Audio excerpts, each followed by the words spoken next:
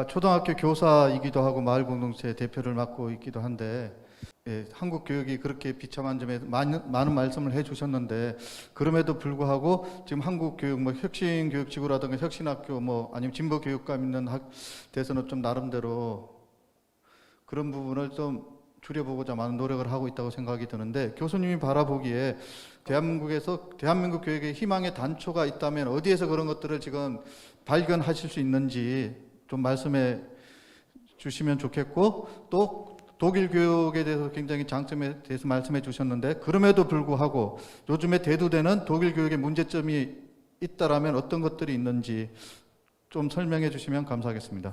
네. 지금 한국 교육, 지금 이제 비판적인 맥락에서 주로 지금 말씀드렸고요. 제가 사실은 요즘에 굉장히 많은 학교들을 돌아다니면서 강연을 하고 있어요. 저는 원칙이 한 명이라도 듣겠다는 사람이 있으면 가서 해야 된다. 이런 원칙 가지고 있고요. 초미니 학교들도 많이 갔어요. 전교생이 20명도 되지 않는 이런 학교들도 가봤어요. 거기 가보니까 그런 학교들은 낙원이더라고요. 거긴 이미 유럽 교육을 하고 있더라고요. 초등학교는 요즘에 많은 학교가 경쟁 안 시키고요. 아이들 하나하나의 개성, 적성 이런 것들을 잘 뽑아내려고 교장 선생님 이하 교사들 전체가 똘똘 뭉쳐가지고 정말 훌륭한 교육을 하는 학교들도 많더라고요. 놀랬어요. 그래서 아이고 여긴 벌써 유럽이네요. 독일 교육보다도 낫네요. 그런 느낌이 있는데요. 그런 교육이 이 아이들이 이제 나중에 중고등학교 올라가면 또 좌절한다는 거예요. 경쟁 때문에. 초등학교 때는 괜찮은데 그래도 어디예요 그게? 어린 시절에 그런 아름다운 유토피아를 경험한다는 게 어디예요? 그 아이들은 조금 더 좋은 아이가 될 거예요. 그러나 또 좌절이 깊을 수 있죠. 그 이후에. 아무튼 지금 선생님 말씀하신 대로 한국 사회 도처에 그런 희망의 싹들이 있어요. 특히 혁신학교들 또 혁신지구 공동체와 지역 공동체와 학교가 같이 어떤 일을 해보자. 또 마을학교, 또 평생교육 이런 다양한 분야에서 이제 교육 민주화와 관련된 많은 시도들이 있다는 것. 그것은 한국 교육이 앞으로 근본적인 변화를 하는데 중요한 밑거름이 될 거예요. 이 밑거름을 바탕으로 근본적인 변화가 가능하겠죠. 그래서 저는 그러한 가능성이 충분히 있다고 보고요. 그 다음에 독일 교육의 단점에 대해서도 이야기해달라. 이 말은 이제 그런 질문을 많이 받는데요. 제가 독일 교육에 그렇게 관심이 있는 사람이 아니에요. 저는 지금 한국 교육에 대한 이야기를 하기 위해서 독일 교육, 우리 교육의 문제와 대비되는 자리를 이야기하는 거죠. 독일 교육이 그 자체로 봤을 때 이것은 대단히 이상적인 교육이다. 그런 이야기를 제가 하고자 하는 게 아니에요. 독일 교육도 많은 문제들을 안고 있겠죠. 특히 큰 문제는 뭐겠어요? 바로 아까 말씀드린 비판 교육의 문제예요. 비판 교육. 독일 교육은 아이들에게 지식을 가르쳐서 안 된다는 거예요. 비판적인 사유 능력을 가르쳐야 된다는 거예요. 이런 부분들이 저는 굉장히 훌륭하다고 생각하지만 또 다른 쪽에 있는 사람들은 그런 걸 통해서 아이들이 가지고 있는 실용 지식이 너무 약해지는 거 아니냐. 이런 것들을 비판하는 사람들도 당연히 있죠. 그러니까 제가 독일 사례를 우리의 사례와 대비시키면서 이야기하는 것은 독일이 어떤 유토피아라고 이야기하는 것 절대 아니에요. 독일이라는 사회도 엄청나게 많은 문제들을 안고 있고요. 그 문제의 유형은 우리가 안고 있는 것과 비슷해요. 그러나 독일의 경우는 대체로 그러한 문제들을 상식적으로 푼다는 거예요. 말하자면 인간 이성에 근거한 그런 자유롭고 평등한 공동체에서의 토론 과정, 이런 과정을 통해서 풀어내는 거죠. 우리는 아직 그러한 것을 풀어내기에는 우리 사회의 민주주의가 성숙하지 못했어요. 여전히 강력한 권위주의가 자리 잡고 있고요. 학교도 너무나 권위적이고요. 학교 자체가 민주적인 어떤 공간이 아직 아니에요. 그리고 완전히 위계적 권위주의 구조로 되어 있고 교장, 교감 이렇게 해가지고 독일은 그런 게 없어요. 굉장히 민주적인 자유의 왕국, 이게 학교의 모델입니다. 모든 교사들이 평등하고 교장도 평등하고. 독일에서는 교장을 안 되려고 서로 노력하잖아요. 교장 되는 게 악몽이에요. 왜? 행정일을 해야 되니까. 그래서 교장 뽑을 때가 되면 많은 교사들이 그때 연차를 냅니다. 교장 될까 봐 무서워서. 이런 굉장히 우리와는 다른 평등한 조직이에요. 물론 그런 조직이 갖는 문제도 있겠죠.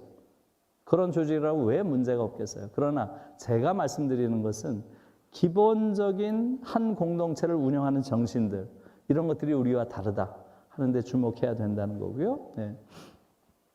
독일 교육도 그 내부에서는 여러 가지 문제가 많고, 지난번에 그 이야기를 뭐 길게 할 것까지는 없죠. 예를 들어서 시리아 난민 100만 명 받았어요. 자, 어떻게 될 것 같아요? 얼마나 많은 문제들이 생기겠어요. 그 아이들이 이제 학교에 들어오면 통합교육을 해야 되는지 따로 해야 되는지 엄청 그런 것들 많죠. 아무튼 그런 문제가 없을 수가 없죠. 세상에 그런 유토피아가 어디 있어요. 당연히 거기도 문제가 있지만 비교적 합리적으로 푼다. 이렇게 말씀드리겠어요. 네. 예, 저는 중랑구청 교육지원과 혁신교육팀장입니다. 예. 이 팀장이라기보다는 이제 두 아이의 아버지로서 오늘 그 강의를 잘 들었는데요. 실제 현실적으로 제도적으로 당장 그렇게 변화할 수가 없지 않습니까? 그런 상황에서 부모가 집안에서 우리 아이들에게 작지만 좀 행복하게 이 제도권 내에서라도 당장 어떻게 벗어날 수 없다면 그 아이들을 좀 행복하게 부모로서 좀 역할을 해줄 수 있는 어떤 그런 실천할 수 있는 뭔가 있을까? 교수님께서 좋은 게 있으시면 좀 말씀해 주셨으면 좋겠습니다. 예, 사실 너무 막막하죠, 우리가. 예, 지금 현실적으로 이러한 사회 안에서 아이들에게 그런 행복한 아이들로 키우는 게 가능할까? 원칙적으로 불가능하죠. 원칙적으로. 예, 교육을 우리가 바꿔야 돼요. 바꿀 수밖에 다른 방법이 없고요. 그렇지 않으면 여기를 떠나는 거죠. 공간적으로 떠나든 다른 제도로 떠나든 대안학교라든가 이런 방식으로. 그런 시도들도 많이 있죠. 그러나 다 장단점이 그 안에 좀 있다는 거 우리가 다 이제 알죠. 대안학교 운동도 이제 꽤 됐잖아요. 예. 그래서 이제는 저는 이렇게 생각해요. 조금 희망적으로 생각해요. 제가 지금 이야기하고 다니는 게 굉장히 여러분들 이야기하고 다니는데 제 이야기가 무슨 대단히 설득력이 있고 대단히 새롭고 이런 거 아니에요. 오랫동안 있어 왔던 이야기고요. 저는 그것을 조금 더 분명하게, 조금 더 센 어조로 이야기하는 거죠. 네? 그리고 독일이라고 하는 우리와는 정반대의 모델을 맞세우면서 우리가 얼마나 병들어, 우리 병이 얼마나 깊은지 그런 것들을 좀 효과적으로 대비시키면서 이야기할 뿐이지 새로운 이야기 아니에요. 옛날에도 많은 이런 이야기들이 있었고 이런 제안들이 있었어요. 그럼에도 불구하고 요즘에 제가 이야기할 때 이렇게 많은 호응이 있는 이유가 뭘까? 그걸 좀 생각해 봐야 될 것 같아요. 이미 이제는 많은 사람들에게 참을 수 있는 한계선 넘은 것 같아요. 한국 사회가 너무 망가졌고 우리 아이들이 너무 불행하기 때문에 이제는 정말 저렇게 바뀌어야 되지 않을까? 이렇게 생각하는 사람들이 많아진 거예요. 제가 보기에는. 그리고 그것은 학부모뿐만 아니라 교사들도 똑같아요. 제가 요즘에 돌아다니면서 가장 놀라는 것은 제가 얼마나 세게 한국 교육을 비판해요.